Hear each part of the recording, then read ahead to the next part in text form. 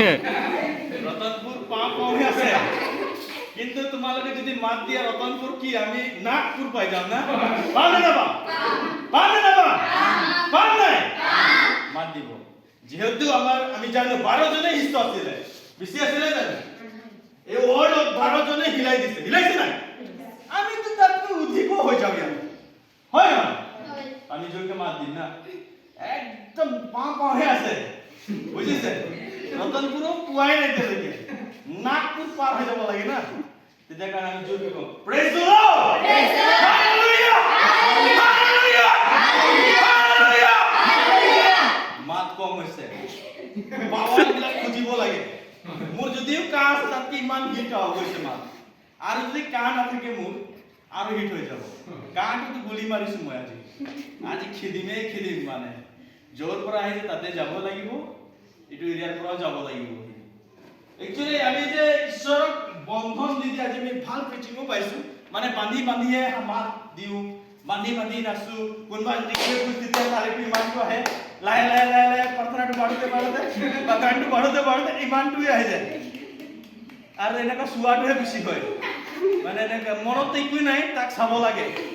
সঁচা কথা কৈছো মই, মানে কিছুমান আমি প্ৰথমতে এটেণ্ড কৰিছো, মই ব্ৰাদাৰক সুধিছো, মোৰ লগত বহিছে এটা হলত আমি বহিছো, কি কৈছে তালিটো দিয়া নাই, কি হ'ল কৈছে তালি দিয়া নাই, মই কৈছো ভাল এনেখন হয় আগত আছে, মই কৈছো তালিটো দে বজা যদি দুজন খেলি মলে ভাল লাগিব না, ভৰি দিলাই আছে কৈছে ভৰি ধৰে তালি মাৰে, ততদিন নকৰিবি। আৰে এনেকুৱা বন্ধ হৈ আমি যে ওয়াৰ্শিপ কৰি আৰাধনা কৰি মুকলি নকৰিম যদি নিজৰ হৃদয়ত, আৰু নিজে আমি মুকলি যদি নহওঁ, সদায় বন্ধন সি ক'ব নেকি, সি চাব নেকি, এনেকুৱা কৰি যদি বন্ধন থকা বান্ধি থকা, মানে যেনেকৈ আমি গীৰ্জাঘৰ থাকে, আমাৰ বক্স নিচিনা থাকে, কোম্পান থাকে, বাড়ি থাকে, ঘৰ নাছে, তেনেকুৱা মানে নিজৰ ঘৰতে ফুটানি কৰা নিচিনা হয়। বাহিৰত আমাৰ দমে নাই, মানে তো এইবিলাক বন্ধনবিলাক ভাঙিবৰ কাৰণে আজি মই নাচিছো। আমি নাচিছো নাই? ভাল লাগিছে নাই? এক বছৰলৈকে চালো কি হয় বাৰু ইয়াত, হাত হিলাব পালে, কিছুমানে অলপ হিলায়। মই চেলেঞ্জ দি ক'ব পাৰো, মই যেনেকুৱা জুপিয়াও না, এতিয়াও অহা নাই সম্পূৰ্ণ। ক'ৰবাত যদি মই সোমাই যাওঁ না, যদি বিয়াতো নাচো না মই, কিন্তু গস্পেল চঙতে নাচো, আৰু যেতিয়া চিঞৰি গাম হয়, মানুহে চাইড দিয়ে। সঁচাই কথা কৈছো, এনেই মই নকওঁ, মানে গান মই ধৰিবই, মানে আমাৰ ফালে বিয়াত যদি সি যদি উল্টা পাল্টা, মই থকা লাগি সি উল্টা পাল্টা গানা নগাব, যদি কোনোবা গাইছে তেতিয়া সি আৰু ৰেহাই হ'ব তাৰ, সি আৰু গোলক গাইছে জুপিয়াব, বুজি যায়, মানে পেলেচো পাই যাম, গান গাব পাই যাম, মানে আৰু মোৰ মতে যিমান পাৰো মই জুপাই নাচো, গাওঁ, ঘূৰো, আৰু তাৰ উপৰিও মানে আৰু মোক যেতিয়া ভালো লাগিলে তেতিয়া মই ঘূৰি যাওঁ, মানে ঘৰত যাম থ'বলৈ। মোৰ যিমান দিন যে মানে মই ঘূৰিয়ে লওঁ, মই কাকো নাচাওঁ, মানে যদি মই সোমাইছো, এটা চিম্পল গানা শুনাই দিছো, হোলি বাইবেল কে খোলনা পড়না রে, যা শুনাই দিম, মোৰ যিটো জোশ না, মই যিটো মন যায় ঈশ্বৰৰ, মই সেই মানুহ নাচাওঁ, কোনে লিডাৰ আছে, কোনোবা বহিছে, নন, মই কাকো নাচাওঁ। মই জানো মই ঈশ্বৰক ৱাৰ্চিপ কৰি, বিয়া হ'লে খ্ৰীষ্টান বিয়া হয় না, হয় না, মইতো হিন্দু বিয়াতো নাই যোৱা নহয়, মুছলিম বিয়াতো নাই যোৱা, আৰু যে মোক কোনোবা বাধা কৰিব, আৰু নহ'লে যদি মোক ভালকে যদি তাত গাবলৈ হোৱা নাই, বজোৱা হোৱা নাই, মই তাত নাথাকিমেই, মানে আহিব লাগিব মই ঘৰত। এইকাৰণে আমি বন্ধনত নাথাকিম, আজিৰ পৰা কোনো যেন বাধা নিচিনা হিলাই নকৰিব মোৰ ওচৰত। শুনি পাইছ? লাষ্ট শুনি পাইছ মা? হা? আৰু গানটো অটটো মিলাৰ নিচিনা নাৰ্ভাছ কেলে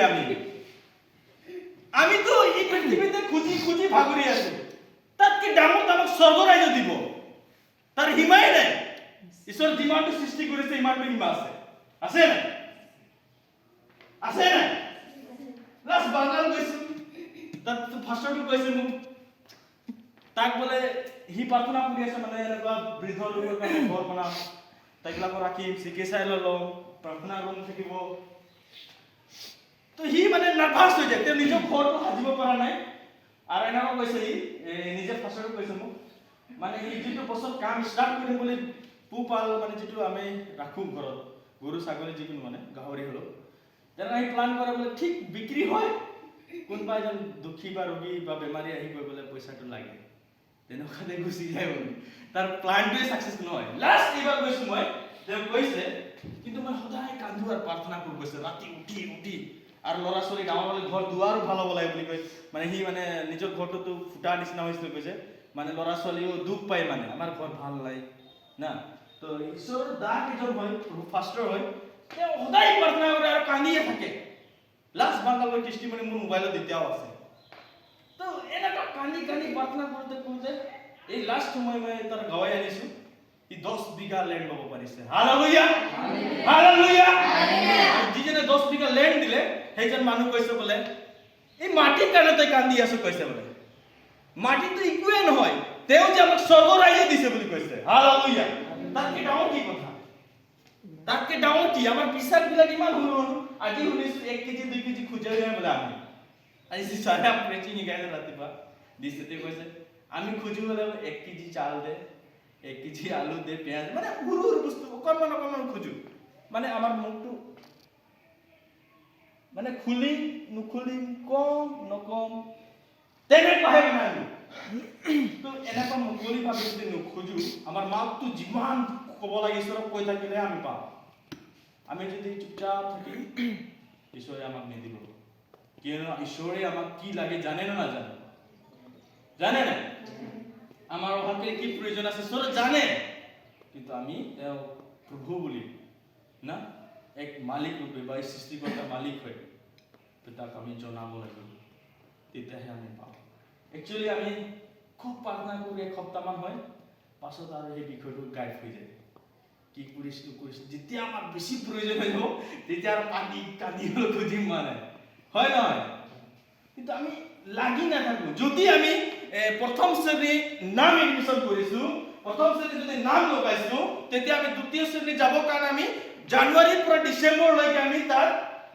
অন্তৰ্ভুক্ত স্কুলত থাকিব লাগিব লগতে আমি এক্সামো লিখিবই লাগিব তাত তেতিয়াহে আমি দ্বিতীয় শ্ৰেণী পাওঁ হালেলুয়া কিন্তু আমাৰ প্লানবিলাক কি হয় জাষ্ট নামটো লগোৱা হয় তাত ক্লাছো নাই শ্ৰেণীও নাই মেছেজো নাই ৰাইটিঙো নাই প্ৰাৰ্থনাও নাই একোৱে নাই মানে আমাৰ শ্ৰেণীবিলাক এনেকুৱা কিন্তু প্ৰভু আমাক এনেকুৱা কোৱা নাই আমি যদি জেৰেমিয়া 29 ভাৰ্চ 11 যেনেকুৱা কৈছে মই প্লান কৰি ৰাখি থৈছোঁ প্ৰভুৱে আমাৰ কাৰণে প্লান কৰি ৰাখি থৈছে সৃষ্টিৰ আগৰ পৰাই আছে কিন্তু আমি সৃষ্টি হোৱাৰ আগৰ পৰাই আছে কিন্তু আমি এই প্লানত সোমাবৰ কাৰণে আমি নিজেই কষ্ট কৰিব টান পাওঁ কেতিয়াবা কম হয় মই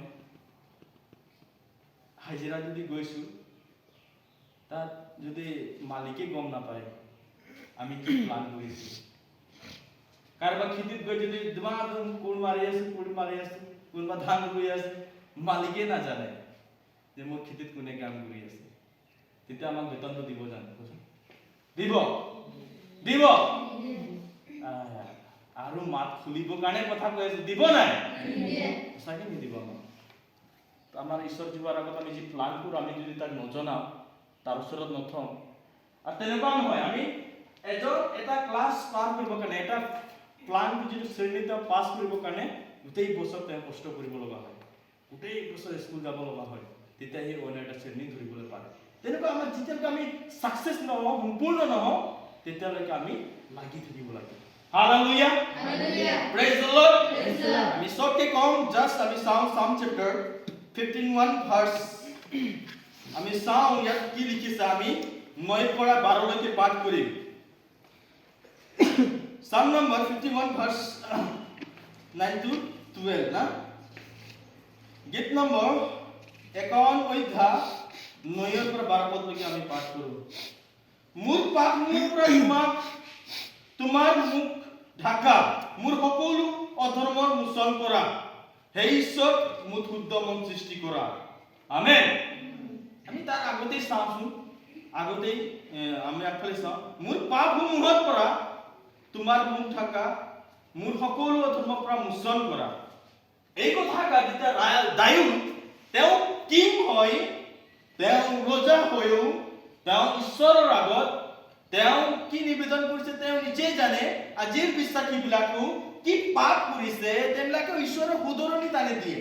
আমি যেতিয়া বাইবেল পঢ়ো বা প্ৰাৰ্থনা কৰো এইটো মোৰ ভুল হ'ল বুলি আমি গম পাওঁ, কিন্তু তেনেকৈ দায়ুলে যেতিয়া নিজৰ পাপ বিষয়ে গম পালে তেতিয়া তেওঁ কি কৈছে মোচন কৰা, মানে একেবাৰে মুহাৰি দিয়া, মানে একেবাৰে শুদ্ধ কৰা তেওঁ খুজি আছে। তাৰপিছত কি কৈছে, হে ঈশ্বৰ মোক শুদ্ধ মন সৃষ্টি কৰা। আমেন। আমাৰ কেনেকুৱা ফেচ থাকিব পাৰে আজি, কিন্তু আমি যেতিয়া চাৰ্চ বিলাকত যাওঁ বহুত সাজি যাওঁ, বহুত ভাল লাগে চাই, আৰু সবকে চাবলৈ ভাল লাগে, উঠা বহা কাৰ্য কৰা, ৰেডিং কৰা, প্ৰিচিং কৰা সব ভাল লাগে, কিন্তু অলপ দেৰি পাছত মানে ভিতৰত জুৰি থকা নিচিনা জুই, মানে ইয়াক খুচিম, ইয়াক মাৰিম, ইয়াক জ্বলাম, আৰু এটা ফেচ আহি যায়, মানে অন্য এটা ৰূপ ধৰাৰ নিচিনা। মানে যেতিয়া চাৰ্চ আন্ডাৰত থাকো তেতিয়া আমি ভালে হৈ থাকো, মানে একদম ভালে লৈ আৰু পৰিপূৰ্ণৰে, আৰু যেতিয়া বাহিৰ যাওঁ মানে তেতিয়া আমি আৰু ফেচেকা কি যে কাৰলে वर्शिप करले उठाओ माने कि वर्शिप टा करले मुझे तो भाले नहीं लगा रे हलो हिला है तो बोले गान टा भाल ले रहे पहचान टा मुझे डायरेक्ट काय तो दिली की আছে आज मैं तेरा कोई নহয় বিশাকি বিলাকে মুকে চাইছে আজি ফাৰ্স্ট কথাটো কৈছে এভেঞ্জেলিষ্ট যদি প্ৰচাৰ কৰিব वर्शिप কৰিব তেতিয়া তাকো ক'ব ই মুক চাইছে আজি কৰিলে এটো কথা নহয় manuhok ফুৰ্তি দিব কাৰণে আমি worship বা preaching নকৰো আমি ঈশ্বৰৰ যি aiga আৰু ঈশ্বৰে যি কথা দিছে আমাক যি প্ৰতিজ্ঞা কৰিছে এই পালন কৰিব কাৰণে আমি worship কৰিব লাগে ঈশ্বৰৰ কাৰণে কৰিব লাগে manuhok আমি hontusto দিব কাৰণে worship বা preaching আজি তোমালোকে যিমানে আহিছা ঈশ্বৰৰ কাৰণে আহা এই সময়বিলাকত manuhor কাৰণে আমি মাতিছে বুলি নহয় আমি ঈশ্বৰৰ কাৰণে আহিম আৰু আমি তেনেকুৱা মন বিলাক বিচাৰিম দায়ুলিয়াত কৈছে যে হে ঈশ্বৰ মোক শুদ্ধ মন সৃষ্টি কৰা তেওঁ ইমান ডাঙৰ কিং হয় ঈশ্বৰ ইমান ব্লেছিং কৰিছে তেওঁ যুদ্ধৰ এজন আছিলে তথাপিও তেওঁ আকৌ কৈছে যে তেওঁ মনটো শুদ্ধ কৰিব বিচাৰিছে মানে আমাৰ ভাৱ চিন্তাবিলাক সদায় পজিটিভ